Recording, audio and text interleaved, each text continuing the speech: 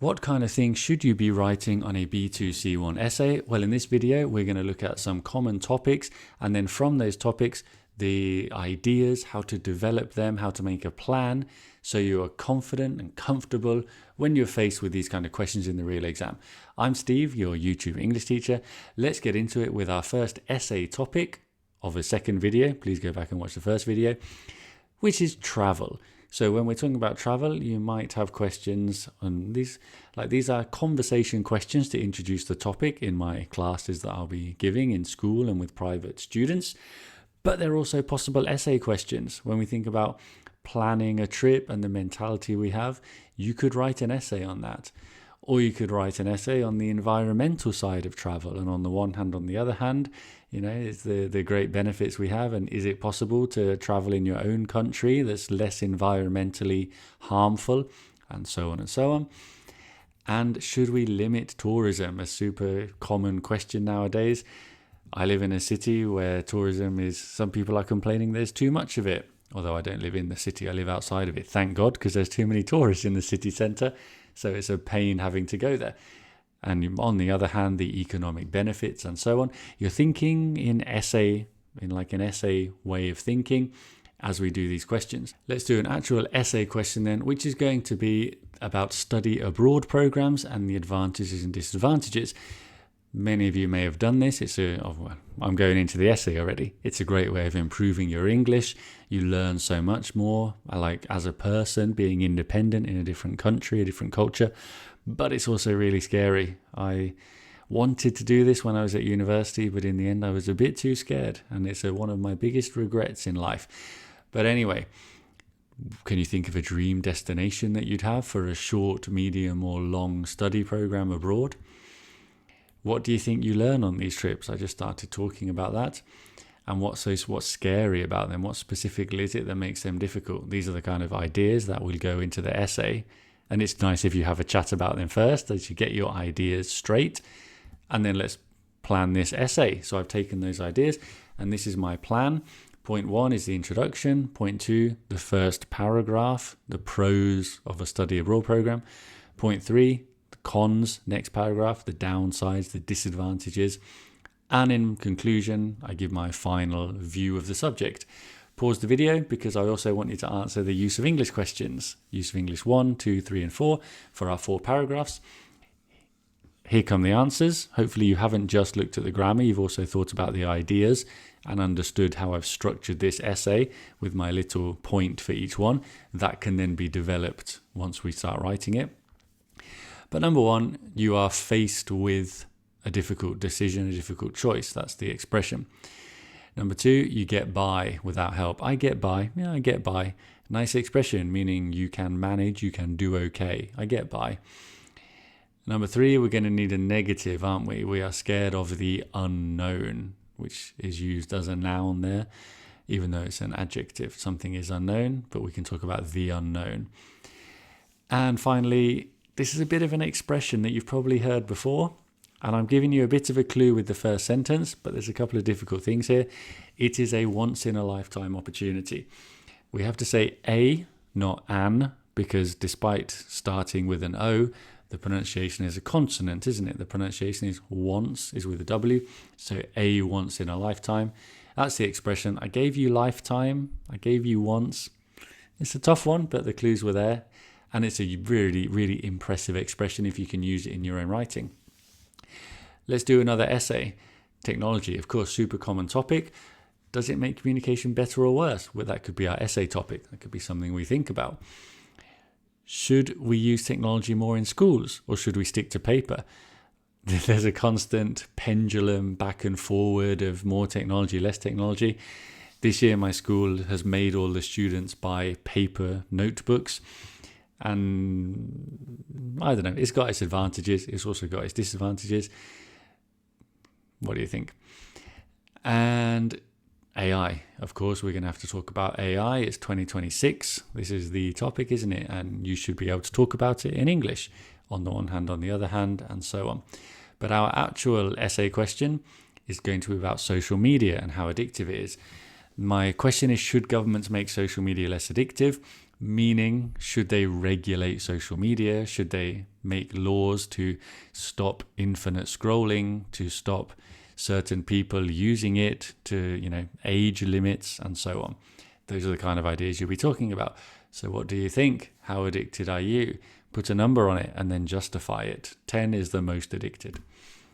Why? What exactly makes it so addictive? What is it that we can't stop reading and watching?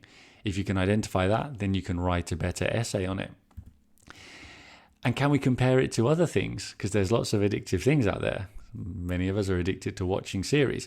I am addicted to sugar. A life without sugar, is that a life worth living? I'm not sure. Gossip, fast food, there's everything. There's lots of addictive things in life. Does that mean we have to stop doing them? I guess that depends. And that is the kind of thing you'll be writing about in your essay, which I have planned like this, with an introduction, how it's addictive, how it's not addictive, should governments do something, yes or no, and a little conclusion. I also have 4 use of English questions, so to make you read it a bit more carefully and consider it, which you can answer as you look at my plan. And now I will tell you the answers. You bring something into focus. That's the name of this channel, isn't it? Focus on Cambridge. We are focusing to bring something into focus. Nice expression to introduce an essay. Something appeals to someone or something. Social media appeals to our reptile brain. It gives us those, like that shock and fear and anger and gossip that basic part of our brain loves. Response, to log out. So we're talking about addictions. We have responsibility. It's your individual responsibility. The same as the government doesn't intervene with sugar, to give my earlier example. Well, why would they intervene with social media? You stop eating sugar, you stop scrolling TikTok, and so on. And finally, ought to, you're thinking should, there. Do we know how to use there is with should? There should be more, right? There should be more guidelines offered to young people. I've made it passive as well. That's a really good question that I've made. As I said, I wrote all these questions while I was in hospital for my broken collarbone. And I'm just now recording the video when I've got out of hospital. And I'm impressed by that question. So I hope you enjoy that question, because that's a really nice Cambridge C1 question. And hopefully a nice plan for your essay. Let's do one more in class today. Let's talk about health. And we can start by talking about mental health, for example, mental health compared to physical health. And can you write an essay on this? Talking about diets, should we try and do like the caveman diet and the celery diet? The Atkins diet was one when I was younger.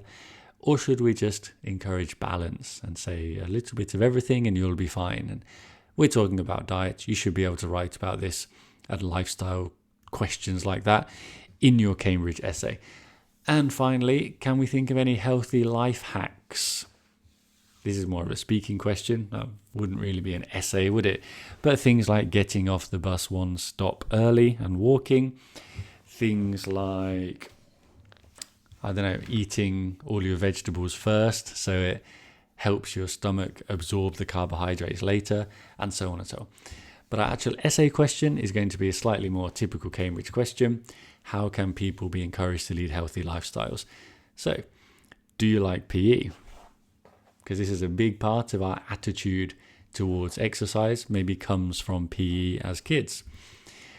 Do you do any other sports outside of school? We're thinking about sports you do in school and then sports you do outside of school. Have you tried others? Is there any reason you stopped or continue to do it?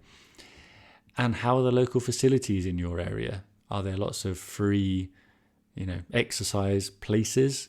Is it nice to run there? Do they have a good variety of sports that you can take up? Maybe there's an ice hockey rink and so on. All of this could be used then in the essay, which we're looking at now. How can we encourage people to be more healthy?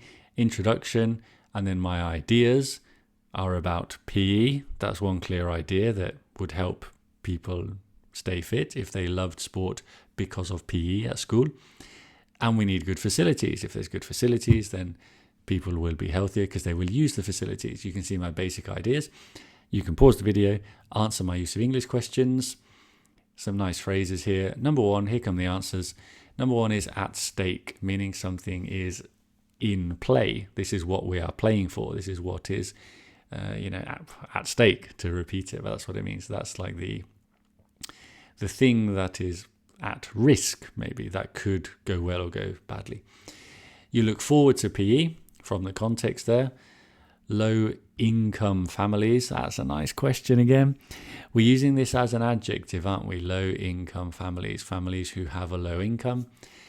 And finally, it is always a good investment. If it's never a dumb idea, it's always a smart or good investment or wise investment. There's lots of adjectives you could use. Smart, wise, intelligent. The opposite of dumb. You'd have to say an intelligent investment, wouldn't you? So I hope that was useful. And those are our 3 essays. Come back next week for something a bit different, and we'll keep planning other types of writing as well. Goodbye.